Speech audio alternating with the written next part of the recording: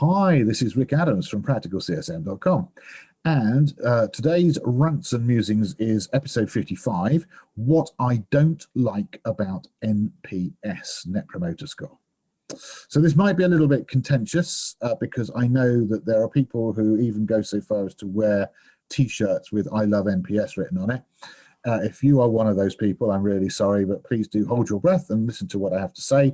And if you still disagree at the end of it, well, that's absolutely fine. And of course, I respect your opinion very much and would love to hear your point of view. Feel free to contribute down below in the comment section or on social media on LinkedIn and start the conversation going. So, okay, so why don't I like NPS or Net Promoter Score? And just to say, if you don't know what NPS is, somewhere in the list of Rants and Musings is an episode that explains NPS in a purely neutral way. It just says this is what it is. So perhaps watch that one first. It only takes about 4 or 5 minutes, and then come back to this one to see why I don't like it.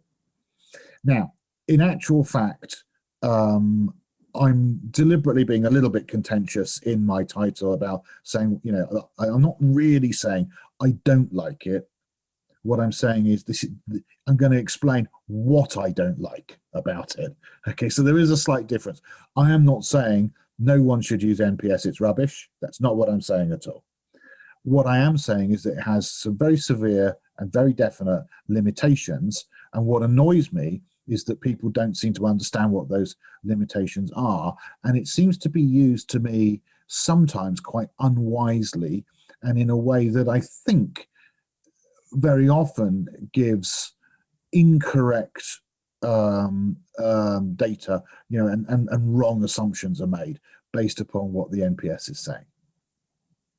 So first thing that I don't like about NPS is the way it works, obviously, is you send off your message and it's a single question. It says, you know, would you refer us to a friend or colleague?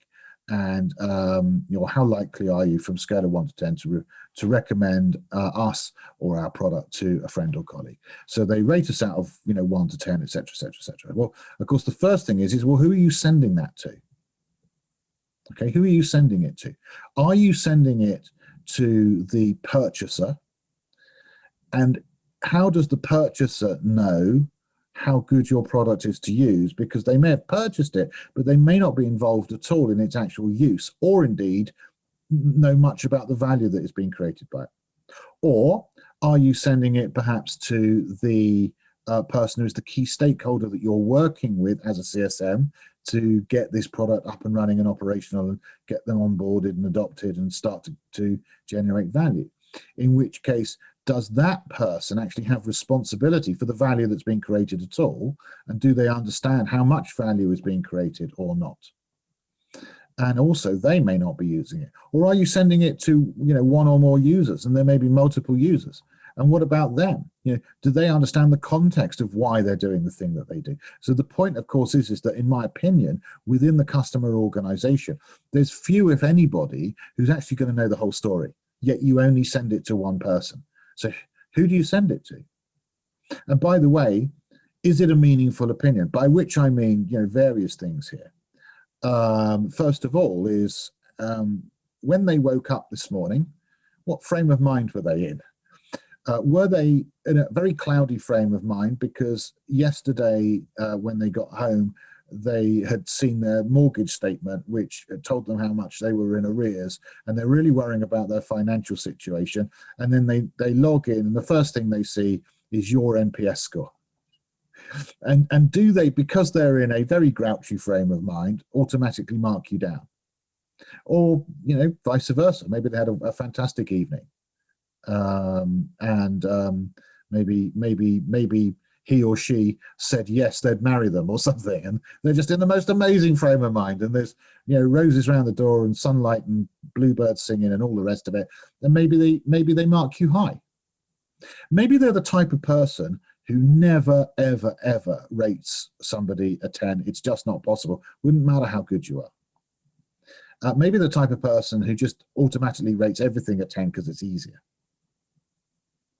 So there are, and you know, those are some scenarios, but there are like, those are like 6 or whatever it was out of a billion scenarios of why somebody puts what they put.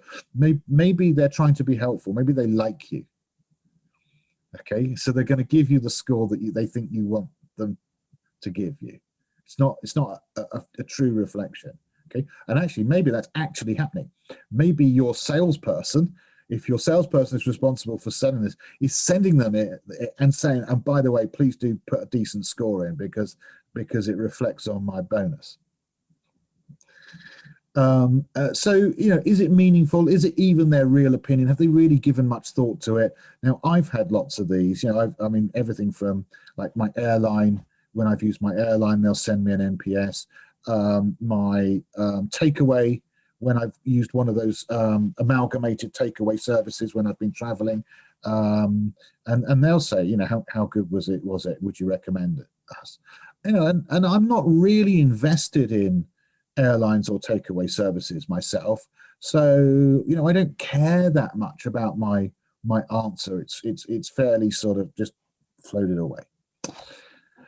Also, there is a concern where people are using NPS within a wider survey, is that you could, if you're not careful, through other survey questions, take away the neutralness of the question, the neutrality of it, because of other survey questions that kind of lead them to think one way or another. So need to think about all of that. Okay, so that's one side.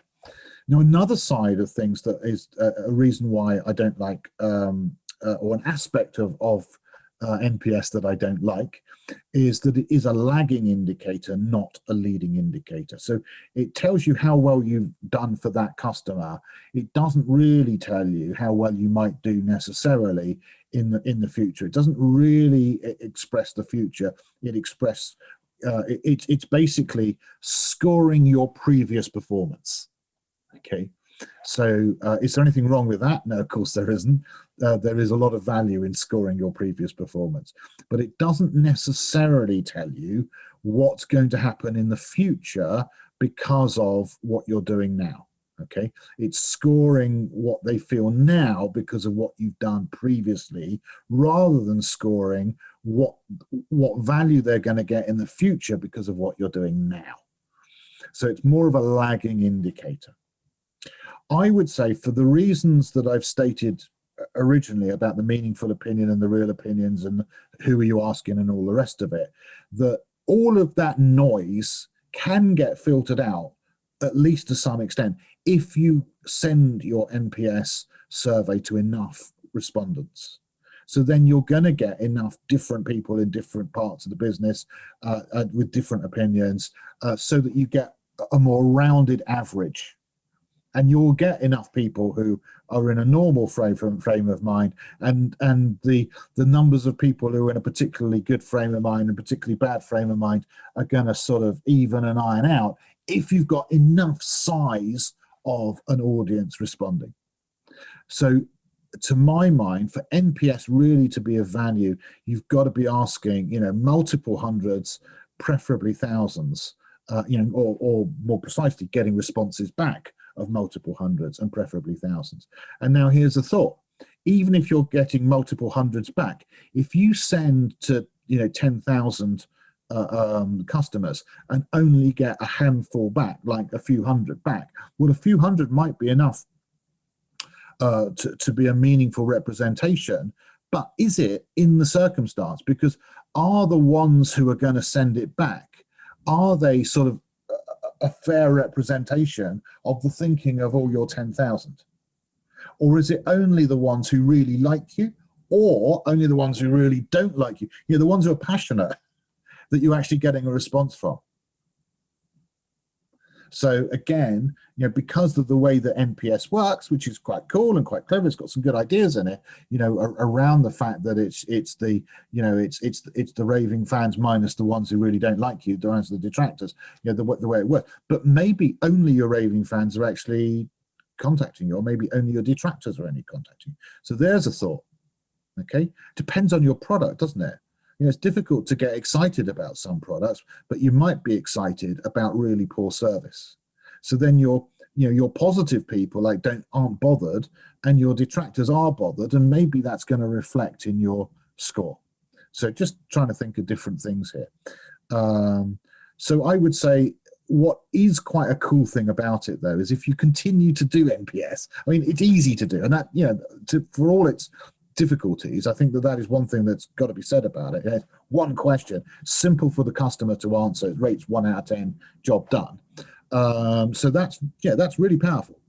And I would also say that if you have got enough responses and enough of a percentage of responses to reflect your overall, then I would say that as you collect this information over time, if you do it, for example, quarterly or half annually or maybe annually for enough years, what it is going to show you is a direction of travel. So I think it's really good for trend analysis over time. It gives you a really interesting pattern of, what direction are we going in here?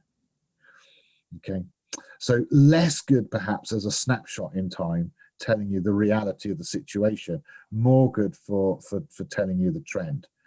But even as a snapshot in time, of course, you could say, well, look, this was the quantitative analysis. Now we need to do some more qualitative analysis, and maybe we need to go in and do some focus groups or some detailed interviews with some customers to sort of truly understand what's happening. So it's still good. It's still got a part to play.